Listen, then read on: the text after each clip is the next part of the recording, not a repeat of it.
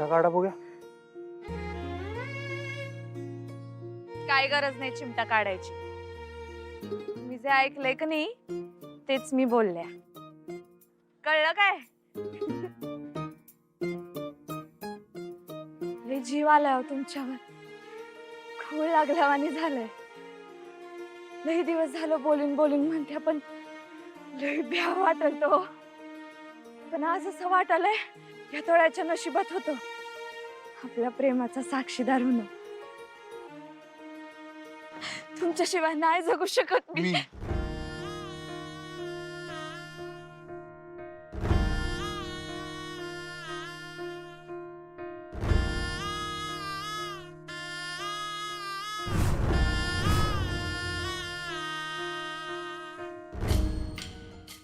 काय चाललंय काय तुमचं?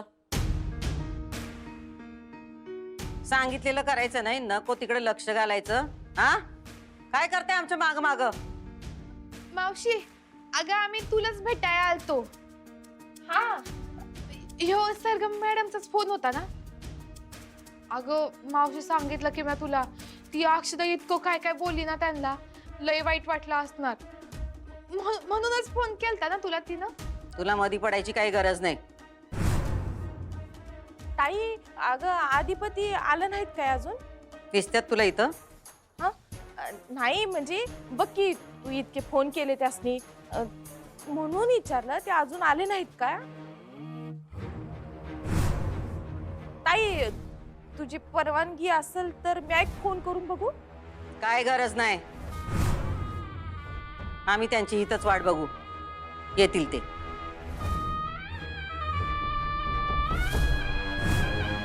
तुम्हाला कदाचित ते विचित्रही वाटलं असेल पण ते सगळं प्रेमापोटी होत.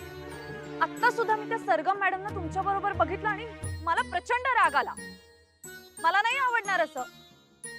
तुम्ही त्यांचा हात धरला होता, मी बघितलं. तुम्ही हात धरला होता त्यांचा आणि ते बघून ना माझ्या तळपायाची आग मस्तकात गेली.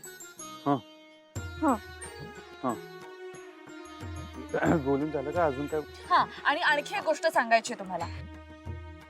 तुमच्यासारख्या मुलाशी मी कधी लग्न करेन असं वाटलं नव्हतं मला. मग काय करणार, तुमच्यासारखा मुलगा असतोच लाखात एखादा.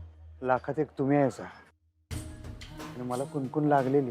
खरं सांग, मला असं वाटलं होतं की तुम्ही माझ्या प्रेमात पडालाय का काय. पण मी वाट बघत होतो तुम्ही कधी सांगताय. आता आपली कमिटी झाली ना. कमिटमेंट. हा तेच हो, आता आपली कमिटी झाली.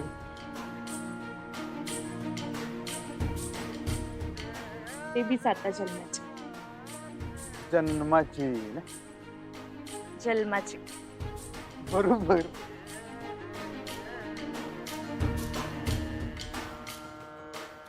ए का असं आमच्या डोक्यावर उभं राहिलंय तुम्ही? हा अगं नाही ताई, ते आम्ही काय आम्ही चंचे, काय तुझा अवतार? हा जा कपडे बदल, आवर जरा. उगा आमच्या मागे बुनबुन करू नका.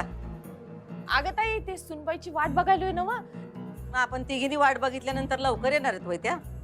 अगं तसं नाही, पण तिला बोलायचंय ना. त्यांना काय बोलायचं ते आम्ही बोलू.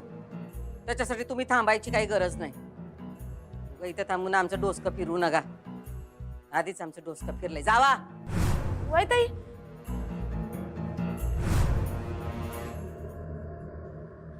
अशा गोष्टी मनावर कुठे घेता. ज्याचं शेवट गोड ते सगळेच गोड.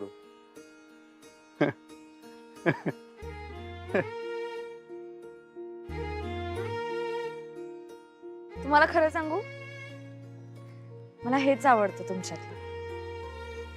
किती समजून घेता तुम्ही समोरच्याला.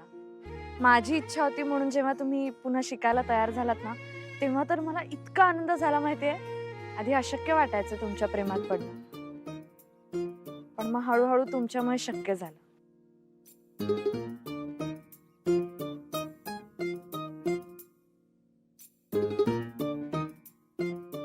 नुसतं थांबा की. सॉरी. नुसतं दिसणं आणि बोलणंच नाही बरं काय. तुमचं रुसणं असू दे, चिडणं असू दे, वैतागणं असू दे, सगळं ऑल कॉम्बिनेशन हो. तुमच्या दिसण्यापेक्षा तुमचे विचार लय आवडले आम्हाला पहिल्या दिवसापासूनच.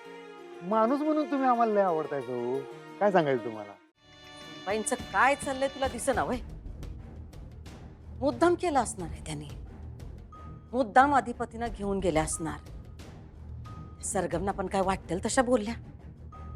आम्ही त्यासनी बोलवलं होतं ना इथं गाणं शिकवायला. हे सगळं मुद्दाम करतात त्या. अगं नाही नाही, मुद्दाम नाही, तशी नाही अगं ती. तू का त्यांची बाजू घ्यायलीस? अगं बाजू नाही काय, जी आहे ती बोलती या. नवरा बायको आहेत ती, गेली असतील फिराया. आता आपण त्यांना त्यांचा येळ द्यायला नको वेग. आई, नवरा बायको आहेत ते आम्हाला माहित आहे. वेगळं काय सांगतेस तू आम्हाला? पण आता अधिपतींचा पाय धड नाही. या अशा अवस्थेत त्यांना बाहेर द्यायची काय गरज होती? आम्ही त्यासनी शिक्षा दिली. अधिपतींच्या खोलीत जाऊन त्यासनी भेटायचं नाही.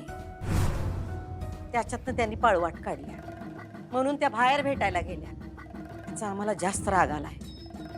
आम्ही जे काय सांगू त्याच्या उलटच करायचं, त्याचा इडाच उचललाय त्याने जणू. अगं तसं नाही काय. हे बघ, तू त्यांना बाहेर भेटायला बंदी केली होतीस का? नाही नव, मग गेले असते. आई, आम्ही त्यासनी शिक्षा दिलती की त्यांनी अधिपतींना भेटायचं नाही म्हणून.